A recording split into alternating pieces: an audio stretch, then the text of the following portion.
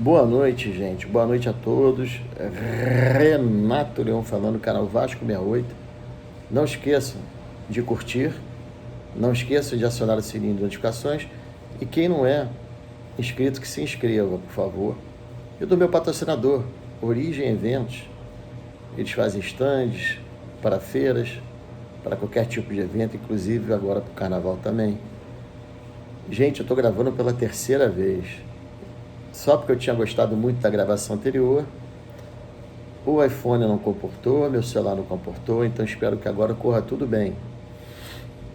Vai chegar um pouco tarde para vocês, mas eu agradeço quem assistir. Uma notícia triste que eu não queria dar é sobre a contusão do meio-campo Paulinho.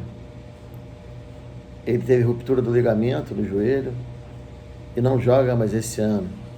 Ele vai ficar afastado entre 8 a 10 meses, quer dizer, infelizmente esse ano acabou para ele.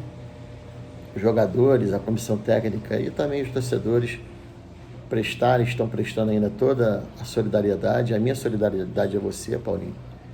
Deus e Jesus Cristo, Nossa Senhora, sempre estarão com você e pela sua pronta recuperação, seu pronto restabelecimento, tudo é na hora de Deus. Deus te abençoe, meu amigo. Amanhã, às 15 horas, mais conhecido como 3 horas da tarde, na sede da CBF, vai ser feito o sorteio da Copa do Brasil. Ela começa no dia 21 de novembro e 21 de fevereiro, mês que vem, e termina no dia 10 de novembro.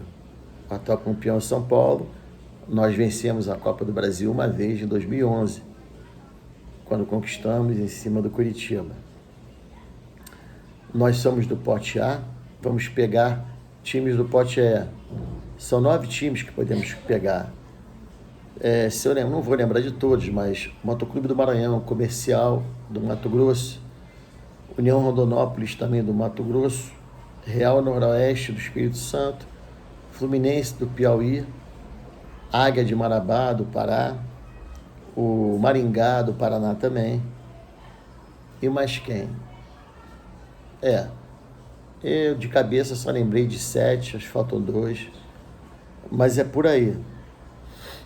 Eu acho que pela logística o melhor seria pegarmos o Real Noroeste do Espírito Santo. É jogo único, tá, gente? Para nós não incorrermos no mesmo erro do ano passado, tudo bem que era outro time, outro treinador, que nós empatamos o jogo com o ABC, fomos para os pênaltis e perdemos. O ABC que desceu para a terceira divisão.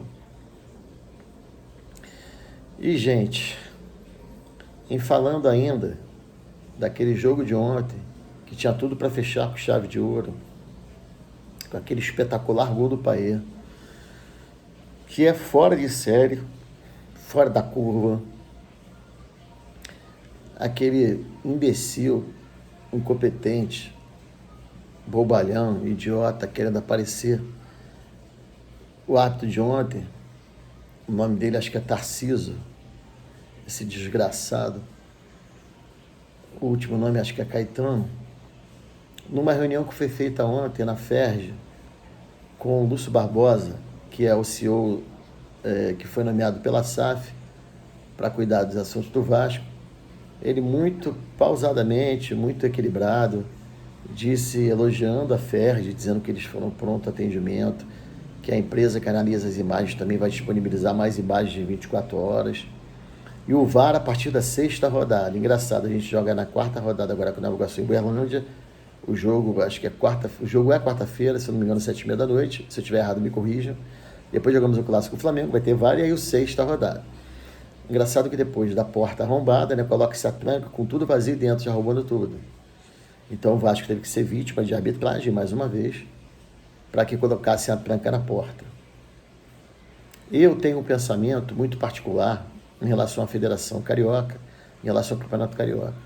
Eu fui um dos maiores e um dos poucos defensores ainda que o Vasco disputasse o Campeonato Carioca.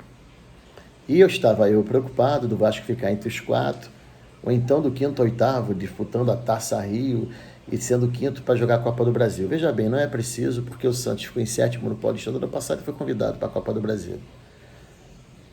Por sinal, voltando um pouquinho, eu fui ver a súmula do jogo de ontem. O súmula e borderô, né? O Bangu recebeu R$200 mil de cota e o Vasco R$450 mil. Todos saíram ganhando, obviamente, com o Bangu, que vendeu o jogo. O Vasco ia ganhar mais mesmo, que a torcida do Vasco é gigantesca. Apesar dos ingressos absurdamente caros, deu mais de 22 mil pagantes no estádio Mané Garrincha, lá em Brasília. Aí eu vi um detalhe, R$215, R$15 quem dera, R$215 mil de taxa para a FERJ. Por que taxa para a FERJ? Para a rica FERJ, que não tem capacidade nem de colocar árbitros decentes, ou de prepará-los pelo menos. Por quê? O jogo nem no Rio foi, porque ainda foi pago 101 mil, 102 mil para a Federação de Brasília. Tudo bem, o jogo foi lá. Não sei como é que foi a questão do estádio, aluguel, porque isso não aparece no borderô. Mas R$215 mil para você ainda pagar pelo delegado / ouvidor do jogo R$4.600 para fazer o quê? Nada, porque ele não pode fazer nada. Ele não pode nem questionar decisões da arbitragem. Para que isso? Para quê? Para distribuir dinheiro aos seus? Gente, eu tenho uma definição, uma definição. Eu lá atrás, primeiro eu falei do VAR, que o campeonato ficava desequilibrado. Depois de quebrar a cabeça do Capasso, que deu concussão, e prejudicaram vergonhosamente o Vasco agora contra o Bangu, esse imbecil, esse larápio desse juiz, a gente agora não é recompensado. Todos agora deverão ter VAR. É brincadeira. Mas o que eu quero falar é o seguinte, por mais defensor que eu estivesse sendo do Carioca, acaba o Carioca, bicho. Bota só os times pequenos, os times que não têm divisão. Quem quiser disputar, eu quero ver se a FERJ vai ter dinheiro. E o que eu faria? Como nós somos um país continental, eu colocaria... Nossa, vocês não sabem o que eu vi. Eu colocaria 24 clubes, aumentariam 6 rodadas, 6 datas, que em vez de 38 jogos, seriam 46 jogos. E tem a Copa do Brasil, faria tipo uma Taça do Brasil, ou Taça de outro nome, como tem na Inglaterra, em Portugal, nos outros países europeus eu sei que tem, que você tem um campeonato normal de procissão, todos contra todos, em 38 rodadas, ou conforme o número de participantes, de times. Aí você tem as Copas e tem as taças.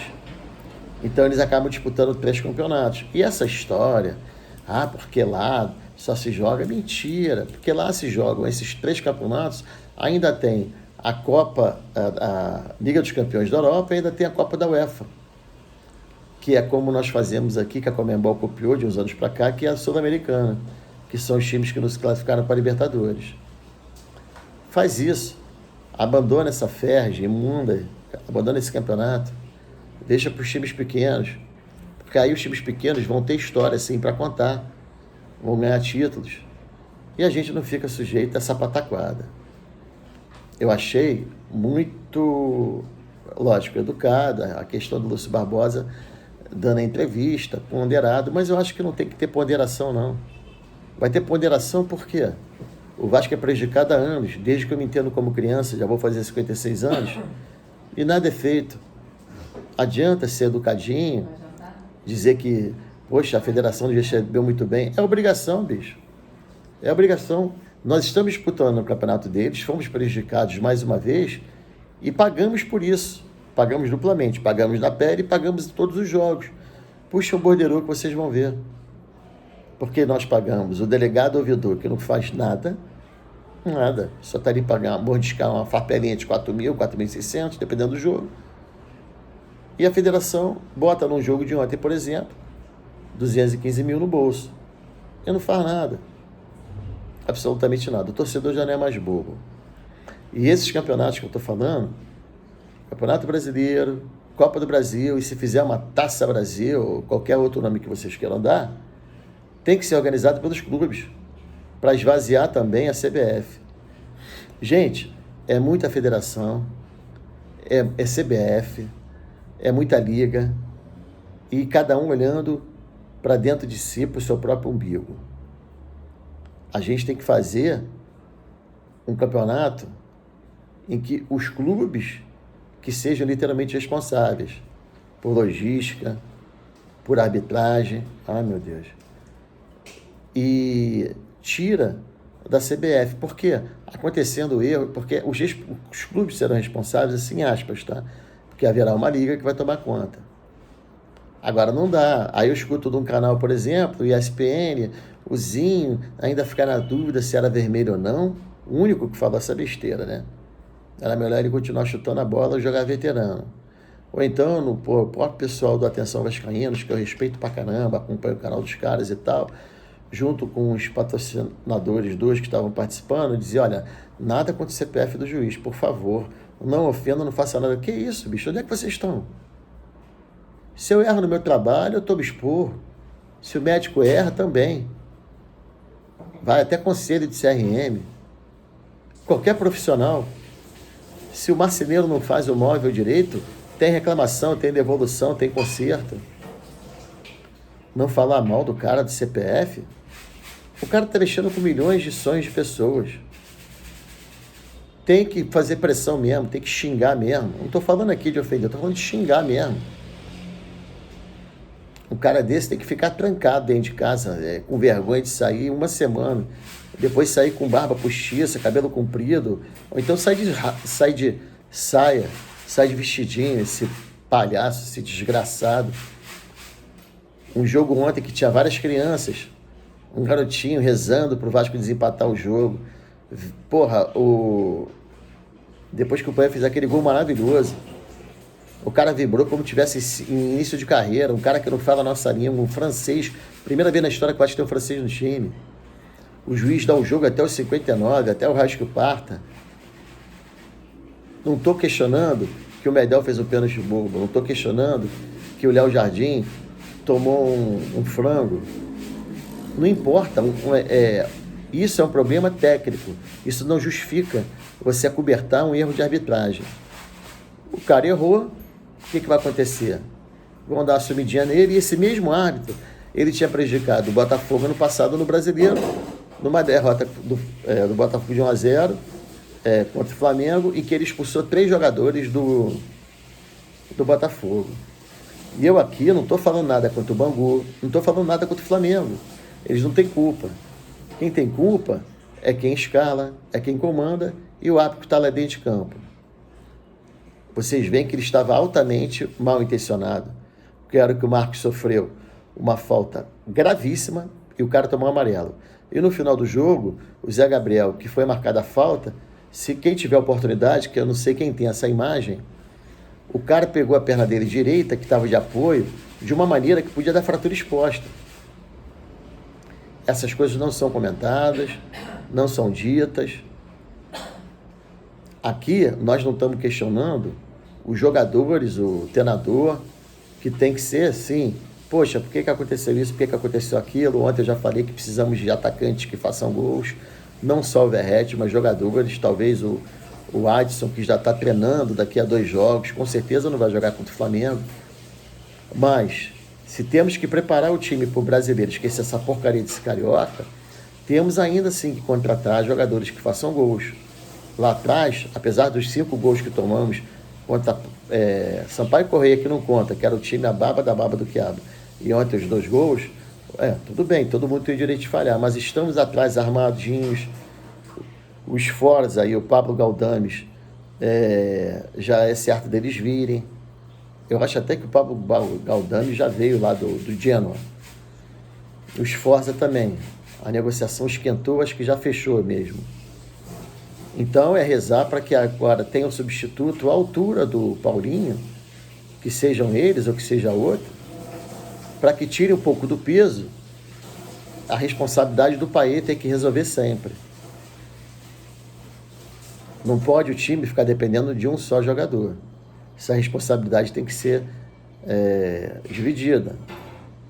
Tem que ser dividida com o Verratti lá na frente, com mais um jogador que faça gol, e com um jogador de meia que distribua a bola ajudando o Paê. É lógico que ninguém vai ser um Paê, né?